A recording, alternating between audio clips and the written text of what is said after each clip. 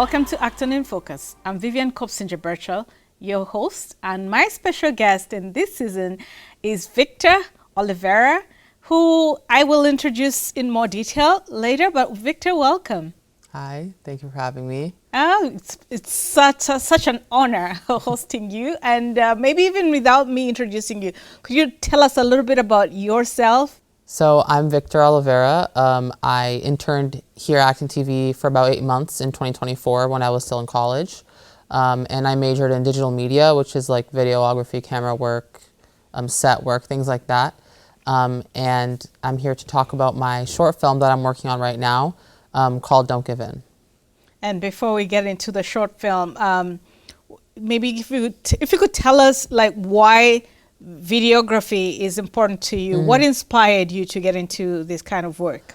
I think in high school I always knew I wanted to pursue something more creative and more like artistic, I guess. Mm-hmm. And I landed on like film and videography and things like that in that nature towards like senior year, and because at first I wanted to be an animator, and then I realized I didn't like that. So then I was like, okay, something else that's in that kind of realm still. And then I applied to college for that major, and then I did it throughout undergrad, and yeah. Congratulations on your college, by the way, completing thanks. your college. So what is this project that you're undertaking post-college? So this project kind of came to me after I started trying to get work. I know if you know this probably that the economy is not in the best place right now. A lot of people, especially like people my age, are kind of struggling to find work after graduation, and I am no different. I was applying after I graduated. I took like a couple months off to travel and stuff after school, and then when I came back, I'm like, okay, time to lock in, time to get work, time to get my life started basically. And I was applying to things and being rejected a lot and getting these letters all the time. I started working some freelance film work too, which I did get a couple of gigs there, here and there. And those were good. Some of them were not really the most interesting, but kind of just more like resume building and stuff. And that experience kind of put me in this interesting dilemma where I'm like, wow, I'm not getting as much work as I want to. I'm not making as much money as I need to be right now to sustain myself. And I know a lot of my peers and people I knew were also going through similar things, like people from high school, people from college that were not getting employed or had to work only part-time and things like that, and had to like stay with their parents and weren't able to kind of really do things. And that kind of experience inspired me to kind of make this film. And I think also while I was in that headspace and going through those things, I was kind of thinking about maybe, is there something wrong with me? Am I not good enough? Is, all these like self-doubt and stuff started creeping in. And all of those things kind of, I was like, I'm going to turn this feeling into something, that I can turn this into art basically. And that's the beauty of art, the ability to communicate what we're feeling in ways that the rest of the community can resonate. And because like you mentioned, you're not the only one going through this, but perhaps, people will see that experience in your art.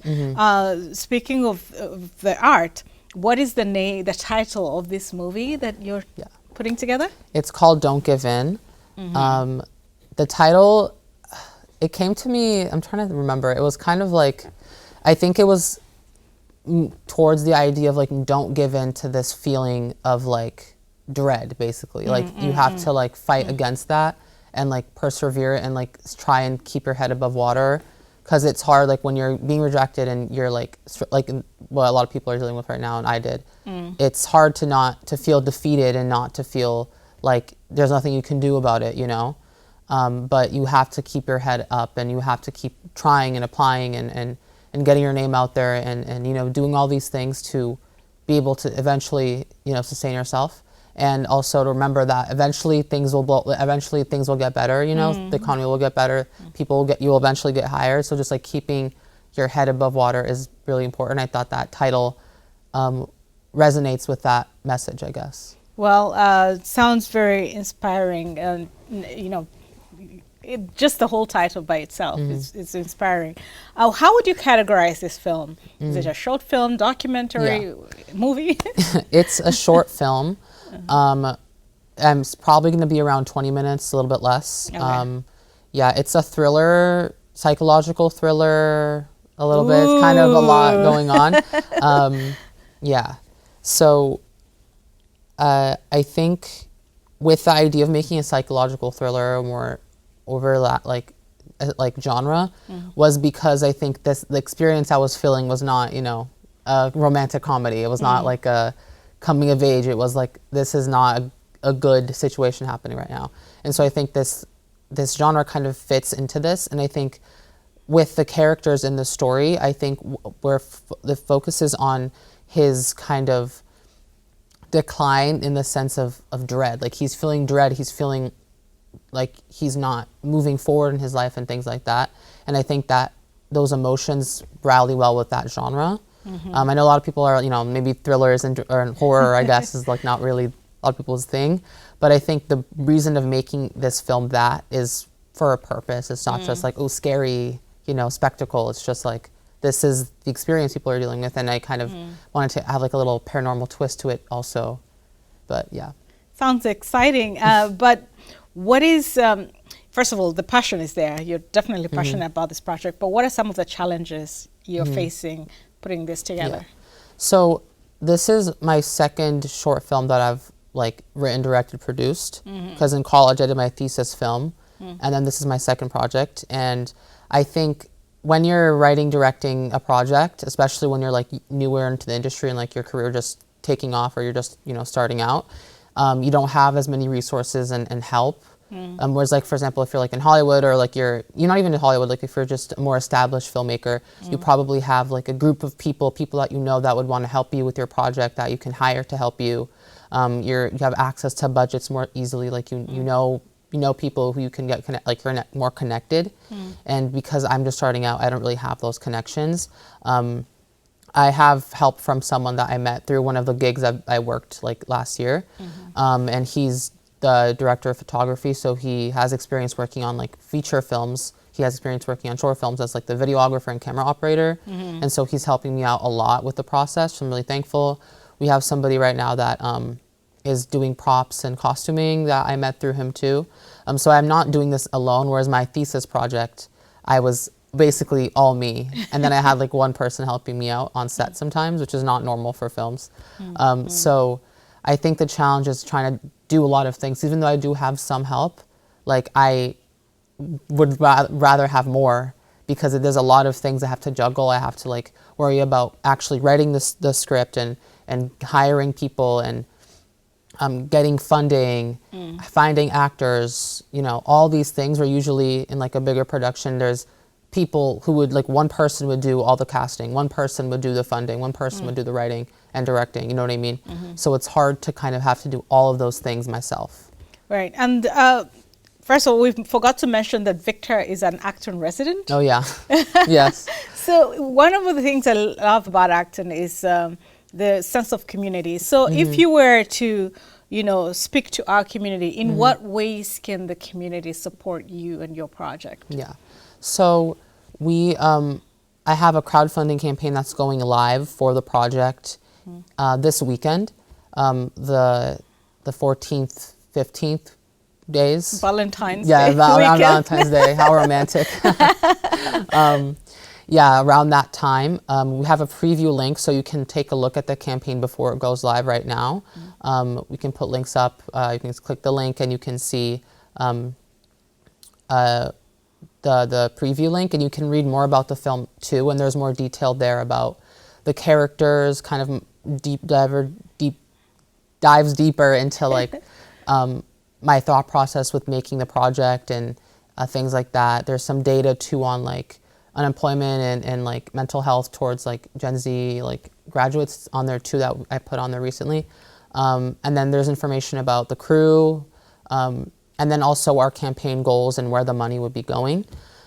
So obviously for a project we need funding to pay the people I'm hiring to act, for the crew members, for props and SFX things. So if anyone feels inclined to donate, or if they know anyone who would be interested in a project like this and has the,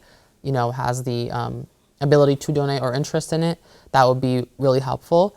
And I'd be really thankful for that. And there's perks on the website too, where there's tiers that if you donate a specific amount, you get, you get some tiers, you get like a thank you note, you get a shout out on our social media. If the higher tiers, you're able to actually, we call it like the behind the veil tier, where you get to actually see part of the production. Like we send you things that are going on more in detail.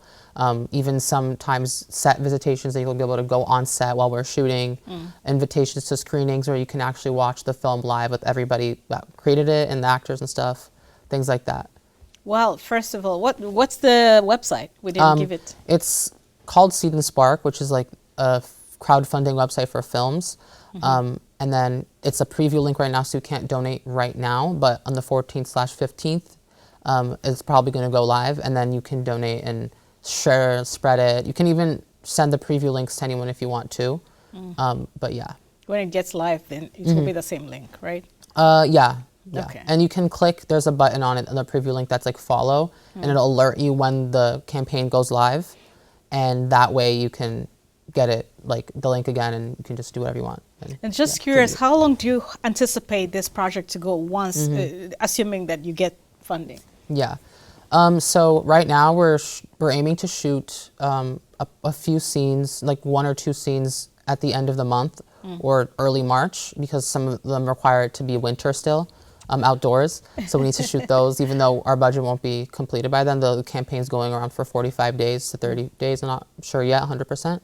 But we'll be shooting that in between the campaign being funded, and then we're going to shoot the rest of the film, hopefully when everything is fully funded, in like April, sometime in April. Is there anything we haven't talked about that you'd like to tell our viewers? I think maybe just the idea of that, it's a project that I'm really passionate about, and I think that it's an important message to talk about right now, because a lot of people, like I talked about a little bit before, about how a lot of my peers and people my age are kind of dealing with this, stress of you're not able to get work, and you went to school 4 years and you're like, what's going on? Like, why can't I get work? I feel so stuck and things like that. And I think that a film like this kind of speaks to that and reminds people like this is not like the end all be all. Like there's the grass it'll be green eventually. Like things will get better. And I think that it's an important message for young people right now. And so. I'm so glad that you're integrating the data in your project, and the anxiety is real in our community. So thank you for using art to share that message. Yeah. And to our community, before I even get to the community, I just want to thank you again for taking the time to come here and share your story, share your project with us, and always rooting for you. Thank you.